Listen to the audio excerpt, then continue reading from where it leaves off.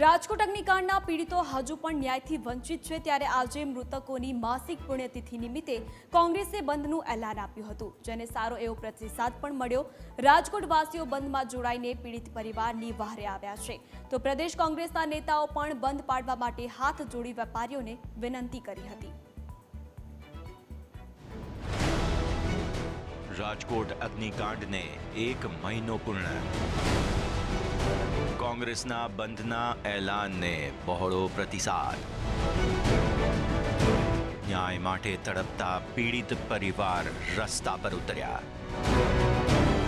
રાજકોટ અગ્નિકાંડને 1 મહિનો વીતી જવા આવ્યો, છતાં પણ કંઈ જ ન બન્યું હોય તેમ સરકાર ટાઢે પાણીએ બેઠી છે। કારણે હજુ સુધી નાની માછલીઓ જ જાળમાં પુરાઈ છે। ટીઆરપી ગેમ ઝોનમાં થયેલા અગ્નિકાંડને આજે 1 મહિનો પૂર્ણ થયો, ત્યારે આજે પ્રથમ માસિક પુણ્યતિથિ નિમિત્તે પીડિતોને ન્યાય અપાવવા માટે કોંગ્રેસ દ્વારા રાજકોટ સ્વયંભૂ બંધનું એલાન કરવામાં આવ્યું। અને આજે સરકાર તો નહીં, પરંતુ રાજકોટવાસીઓ ખરા અર્થમાં પીડિત પરિવારની વહારે આવ્યા। 80% રાજકોટની જનતાએ સ્વયંભૂ બંધ પાડ્યો અને રાજકોટમાં આજે સન્નાટો જોવા મળ્યો। સંપૂર્ણ પ્રતિસાદ છે હું માનું છું। અત્યારે આપણે કોટેચા ચોકમાં ઉભા છીએ, તમે નજર નાખો કોટેચા ચોકમાં મને એક પણ દુકાન ખુલ્લી હોય એવું દેખાતું નથી। લોકોને સ્વયંભૂ થયું છે કે જે રીતે આવો અગ્નિકાંડ બન્યો હોય, ભૂલકાઓ રમવા ગયા હોય, વેકેશન પાડતા હોય ને એ દરમિયાન આવો કાંડ બને, એ પણ સરકારની બેદરકારી, તંત્રની બેદરકારી, ભ્રષ્ટાચારને લઈને 3 વર્ષ સુધી ગેમ ઝોન ચાલતા હોય ને કોઈ પણ જાતના પરમિશન વગર ચાલતા હોય ને સરકારશ્રીની આંખ નીચે, નાક નીચે ચાલતા હોય, તેમ છતાંય કાંઈ થાય નહીં, ત્યારે પ્રજામાં પણ આક્રોશ છે અને આજે મને સ્વયંભૂ બંધ રહે એવું લાગે છે બપોર સુધી। બીજી તરફ જ્યાં બંધ નહોતો પાડવામાં આવ્યો, ત્યાં પરેશ ધાનાણી, અતુલ રાજાણી સહિતના નેતાઓ બંધ માટે વેપારીઓને 2 હાથ જોડી બંધ પાડવા વિનંતી કરતા જોવા મળ્યા।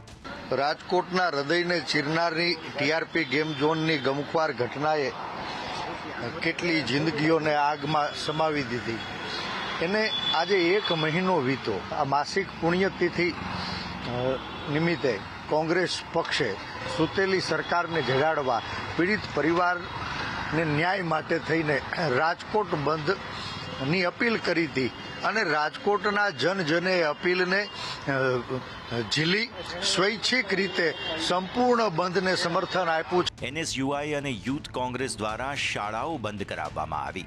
શાળાના સંચાલકોને વિનંતી કરી શાળા બંધ કરાવવાની વિનંતી કરતા અંતે શાળામાંથી વિદ્યાર્થીઓને રજા આપી દેવી પડી હતી। બીજી તરફ રાજકોટના કાલાવડ રોડ પર કોંગ્રેસની મહિલા કાર્યકરે ઉગ્ર વિરોધ નોંધાવ્યો। કોંગ્રેસની કાર્યકર મહિલા પોલીસ વાન પર ચડી ગઈ, જે બાદ પોલીસે રસ્તા પર ઉતરેલા કોંગ્રેસના કાર્યકરોની અટકાયત શરૂ કરી હતી। તો ક્યાંક વિરોધ નોંધાવતા પીડિત પરિવારની પણ પોલીસે અટકાયત કરવાની શરૂઆત કરી। કાલની પોલીસ વેપારીઓને દબાવી રહી છે કે બંધ ન રાખવું, તો એનો વિરોધ છે। ટીઆરપી ગેમ ઝોનમાં જે ઘટના થઈ છે એ લોકોને પીડિતોને ન્યાય મળવું જોઈએ, એ માંગ સાથે મેં આજે કોંગ્રેસ પક્ષે રાજકોટ બંધનું એલાન કર્યું। ભારતીય જનતા પાર્ટી જોઈ નથી શકતી, લોકોને ન્યાય અપાવવા માટે 2 હાથ જોડીને વિનંતી કરી છે, ત્યારે પોલીસ બાળ પ્રયોગ કરે છે ભારતીય જનતા પાર્ટીના ઈશારે। ભાજપનો હાથો બને છે, પણ આ પોલીસને ખબર નથી કે આ પીડિતોની વેદના માટે અમે લોકો રસ્તા ઉપર નીકળ્યા।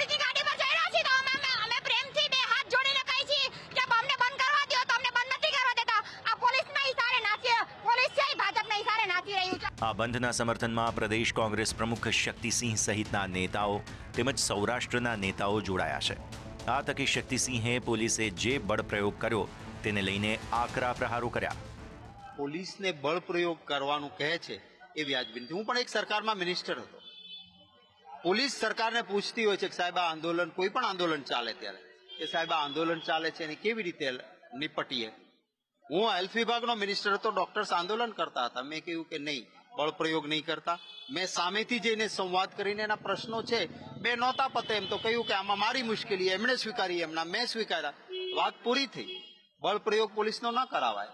આજથી બરાબર 1 મહિના પહેલા રાજકોટમાં આવેલા ટીઆરપી ગેમ ઝોનમાં અગ્નિકાંડ બન્યો હતો। જેમાં 27 લોકો વગર વાંકે જીવતા આગમાં બળીને ભડથું થઈ ગયા. તેમના પરિવારજનોને પડીકું વાળેલી હાલતમાં મૃતદેહો મળ્યા. પરિવારજનો આજે પણ આઘાતમાં છે. તેમને ન્યાય નથી મળી રહ્યો. કોંગ્રેસ જે રીતે સતત પીડિતોને ન્યાય અપાવવા માટે મેદાને પડી છે, તે જોતા લાગે છે કે કદાચ સરકારના પેટનું પાણી હલે તો ક્યાંક ને ક્યાંક સરકાર નાની માછલીઓને જાળમાં ફસાવી મોટી માછલીઓને બચાવી ભીનું સંકેલવાનો પ્રયત્ન કરી રહી હોય તેવી પણ ચર્ચાઓ ચાલી રહી છે. Bureau report, news capital.